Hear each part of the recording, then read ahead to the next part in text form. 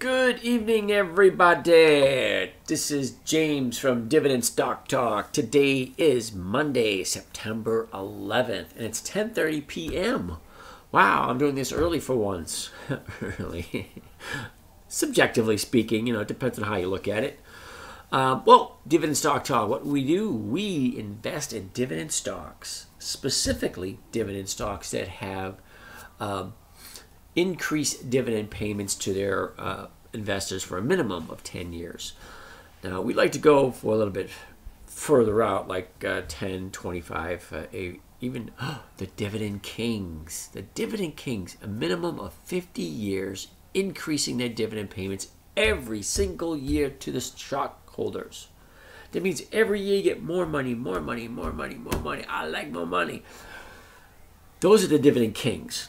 Minimum of 50 years to continually increase the dividend payments to the shareholders. Now, the Dividend Aristocrats, that's a 25 years or more. Minimum of 25 years of increased dividend payments. Now, there's also the Dividend Challengers. Okay, now they've been increasing their dividend payments for 25 years also. Combined between those three lists, so you have a list of companies that pay out dividends for a minimum of 25 years. There's a list of companies that pay out for more than 5 years. Okay? Then you have a list of companies that are a minimum of 50 years or more. Out of all those, you combine them all together, that's like 225 different companies in the U.S. 225 different companies. They increase their dividend payments every single year. So if you stick to just those companies and don't invest in anything else, the increased dividend payments every single year, you're going to continue to get more and more and more money. And then if you decide to take those and just trade them rather than buy and hold, buy, collect a profit, sell. Buy, collect a profit, sell. I'll give you a perfect example. Look, here's the calendar for September. Let's say September 1st, you buy, let's say, IBM. Okay? Now, you got to hold it for a minimum of 2 to 3 days. 2 to 3 days. Okay? So let's say you hold it for 3 days. After 3 days, you turn around and you resell it for a small profit. You collect a dividend, you sell it for a small profit. Okay? So you hold it for 2 or 3 days. Let's say 3 minimum. You buy it on Friday morning. Hold it for 3 days. So it's Friday, Monday, Tuesday. Wednesday, you buy stock number 2. Hold that for 3 days. 1, 2, 3. Monday, you buy another one. This is stock number 3. Hold that for 3 days. 1, 2, 1, 2, 3. Okay. Thursday, company number 4. You buy that one and hold on to that. 3 days later, you sell it. 1, 2, 3, 4. No, 3. And then the 4th day, you buy another one. That'd be there.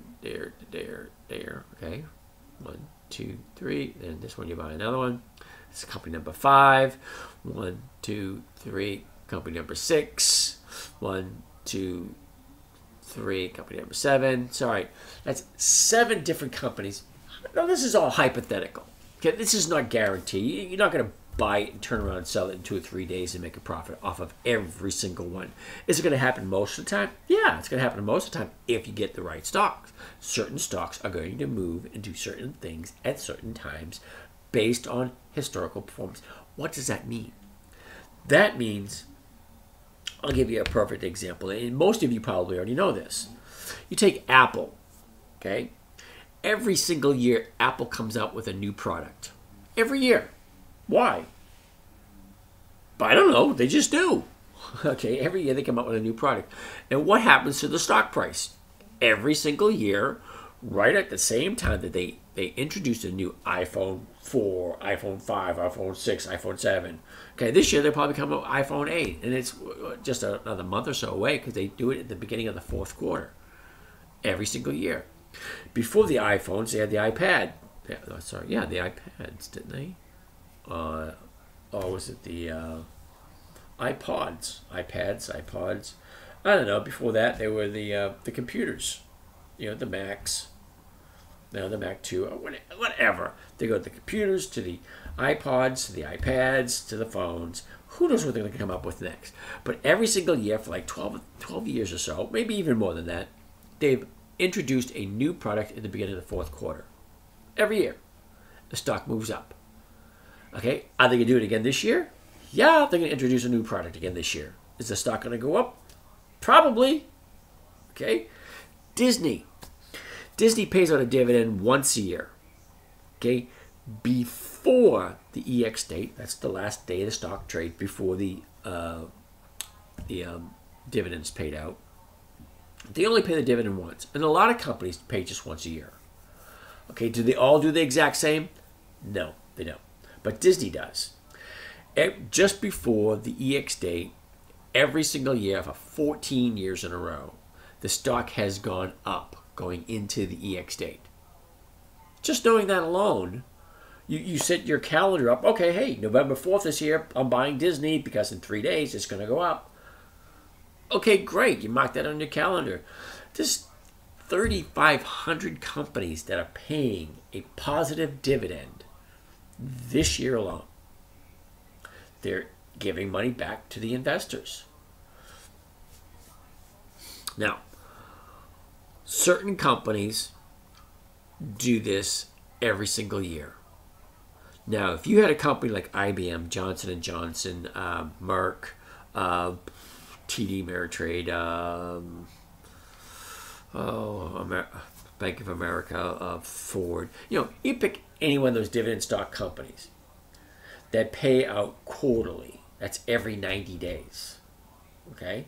Now, remember I told you a little bit ago that there are over 225 companies that have increased their dividend payments for 25 years or more. That's a quarter of a century. 25 years or more, they've increased their dividend payment to the investors every single year. Just stick with those companies. If you just stick with those companies, guess what? Next year, you're going to get more dividends. The year after that, you'll get more dividends. Great. But does that guarantee that they're going to move up right before the dividend date so that we can trade them? No, doesn't mean that at all. That's why we are here doing this on a daily basis. And then we're actually going to start doing live training where we actually have not just interactive, but actual, like a seminar where we actually go someplace and you actually come and we meet face to face and we actually talk about this and we actually do the trades and we actually go through all the theories and all the, and we share with you the software, all that kind of nice stuff. But live, in person, at a hotel near you. Who knows? I haven't really figured out where I'm going to do it yet, but I'm going to do it relatively soon. I'm hoping just before the fourth quarter starts. That would be cool. That way people can get run in and jump in on that wagon because the fourth quarter is usually always better than the first three. All right. All that being said, let's jump on in. We ended off yesterday. We did a couple of trades. Where are they? Okay, the couple of trades we did yesterday, which we put them in last night, and they filled this morning, which was CBI and CY. Who they are, I don't know. Oh, Cypress Semiconductor. CBI, isn't that Chicago Iron Works, something like that? Chicago Bridge and Iron Company. Okay, yeah.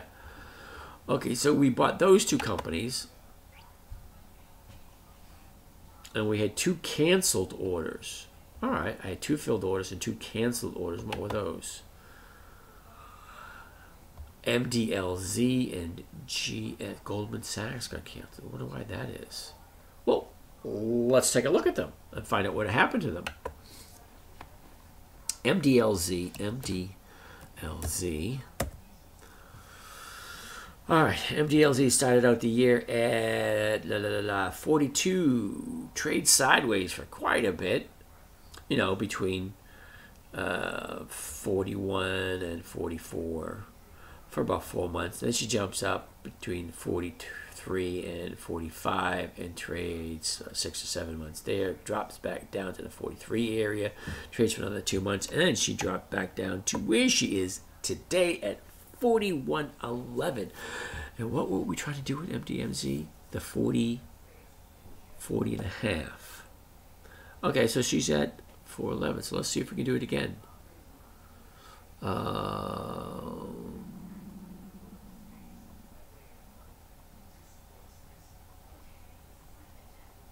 MDLZ. MDLZ.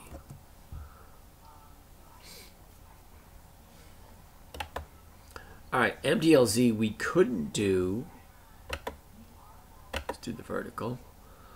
Let's do the 40.5 and the 41 right here.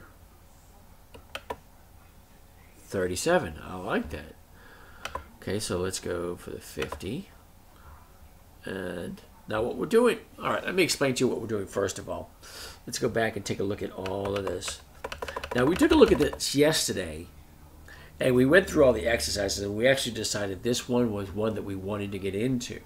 However, we put the order in, and apparently the market maker didn't like what we had, or what we wanted. And it didn't gap up. Or did it? Yeah, it opened up there and it closed. Yeah, so it opened this morning. All right, so Friday, she closed at 40.63. Today, she opened at 40.83, which was 20 cents higher than what she closed yesterday. So she gapped up a little bit, and that probably made our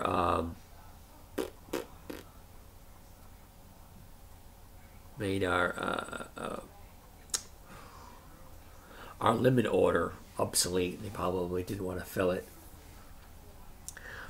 So we're going to try it again. I'm not going to go through the whole thing again because we did it yesterday. If you guys want to really find out what happened, take a look at yesterday's video. Yesterday it was at 35 cents. Today this order is at 37, which is still a good order because you're 1 day less. Okay, because yesterday we put the order in last night, which was Sunday night. So first thing this morning we got filled, but we didn't get filled on these two. So this one we're going to try this one. 50 contracts for the 40.5 and the 41, which, as long as the stock stays above $41 come Friday at 4:30, and when the stock market closes, we will make whatever the percentage is. And let's find out what the percentage is. In order to find the exact percentage, we're going to need to get our trusty calculator. Come on. My calculator. There it is. Alrighty, so let's take a look at the numbers. And that would be right here. 1926, we're making $6.50 off of it.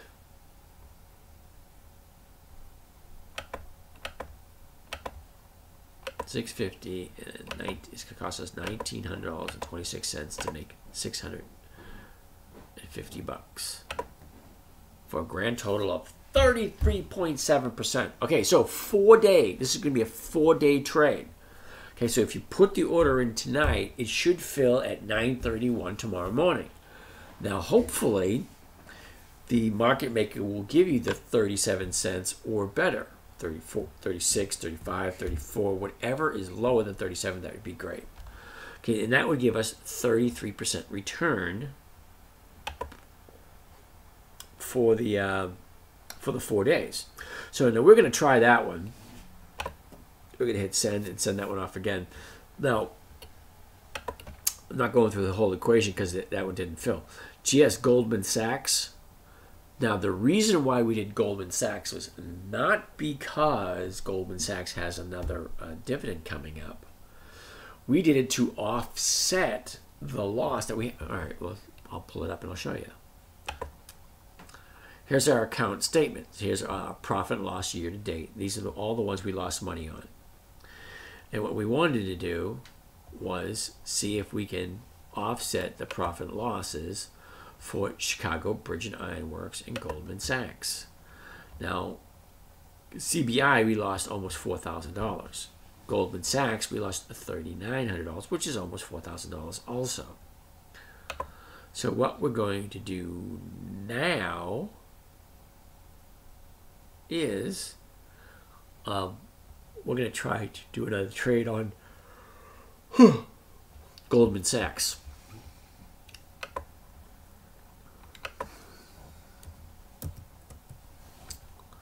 All right, Goldman Sachs starts the year at 169. Slowly creeps on up. Well, wait a minute, for about 2 weeks. And she hit the low of 157, 158. It takes a couple of months for it to hit the high of the year at 255. But it takes about a month and a half to drop down to the 225, between 215 and 230. So, you know, it's not that big of a spread. It's like a 10% spread. At a moment in time, today's stock price, it gapped up. See, it closed yesterday at 217.21, and this morning she opened up at 220.07, which is a $3 increase over yesterday's close. So that caused, most likely, our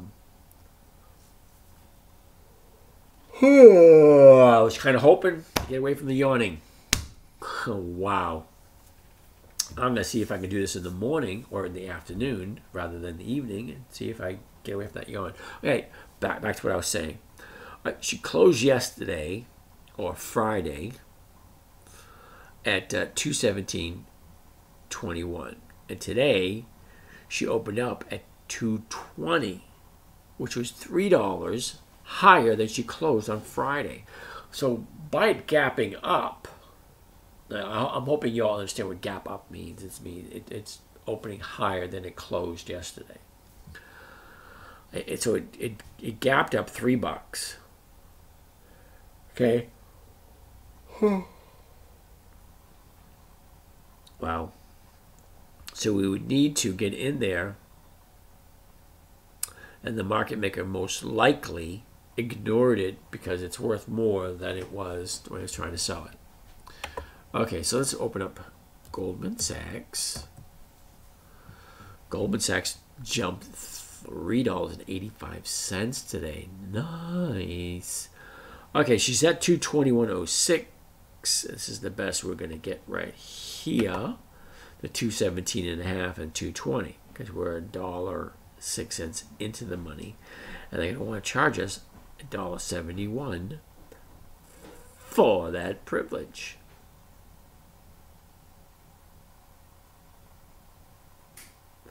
Sorry.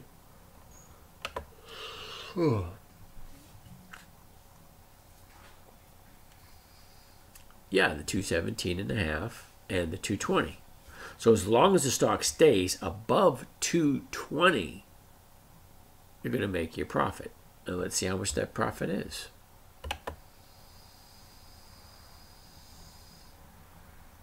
Okay, that's $1,700.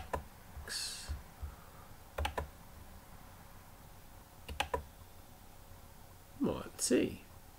Sorry, we're doing 50 contracts.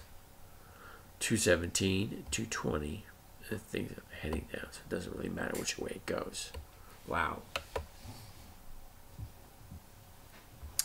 Let's do the math real quick. 86.26.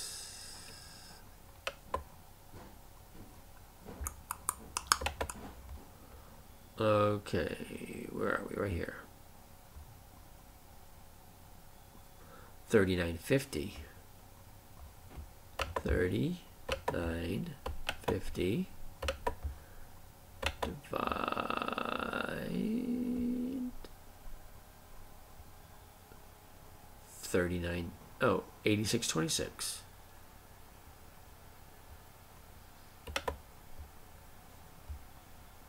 $86.26, and that is going to equal 45%. Whoa, whoa, whoa. It's almost 46% because it's 45.7. Okay, so let's go here.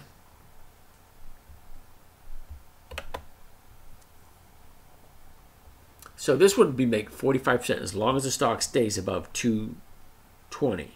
Okay, because we bought 50 verticals, Goldman Sachs, 100, for the 15th of September 2017. So stock price, as long as it is above 220, we make these trades right here.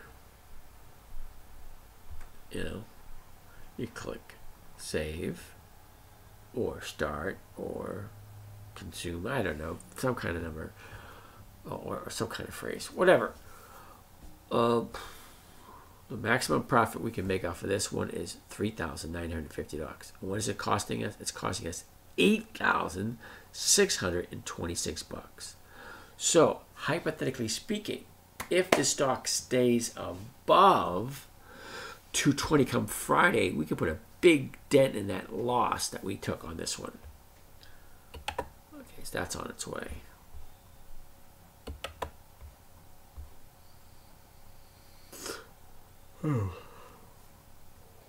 Excuse me. All right, so that's where we are. Let's see. All right. Let's get out of there. Canceled orders. They canceled because some strange reason they went up or they went down. 170, 37, 35. See, this was at 35 this morning. And this one was at 182. But that's okay because we can buy 181 and still be a little better off. Okay, that being said, let's get out there. And that will be just peachy for us. Okay, so these are the canceled orders from today. MDLZ and GS. We actually put in 4 orders yesterday. MDLZ, GS, CBI, and CY. So out of all of those, only 2 of them actually got filled today. That was CBI and CY. And then we had 2 more that need to be reviewed for penmanship, punctuation, all that kind of nice, neat stuff. And spelling. Make sure it's spelled right. With that being said, we wanted to revisit these 2 to make sure, see if we can get some money back on those. All right, enough of that crap. Let's go to the marketplace. All right, let me clear this out so you can have an idea what it is we're looking at. Now, today's being the 11th, tomorrow would be the 12th. Okay, now we only like to buy stocks or invest in stocks that have what is called, I gotta get comfortable again.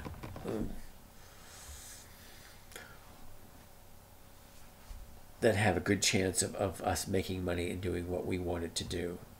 Let's see how that's fine. Bring that down just a little bit.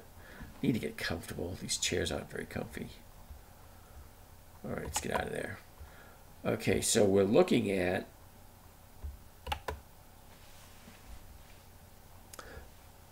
we're here in the 11th, tomorrow's the 12th. Okay, so I'm going to put some orders in tonight. I just put 2 of them in. I'm going to put 2 more. Then you guys are going to be on your own to figure out your own.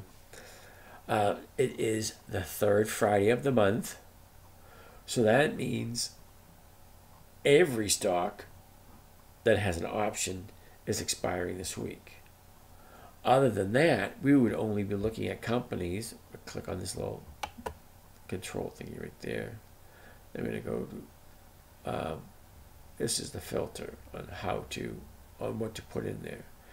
Now we want to put public and through W, and we want to go through the weeklies.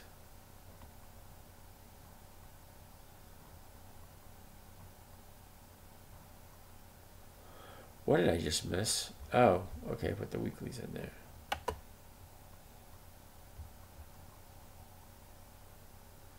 What the heck am I doing? All right. That all being said, let's look at 2 of them. AGNC.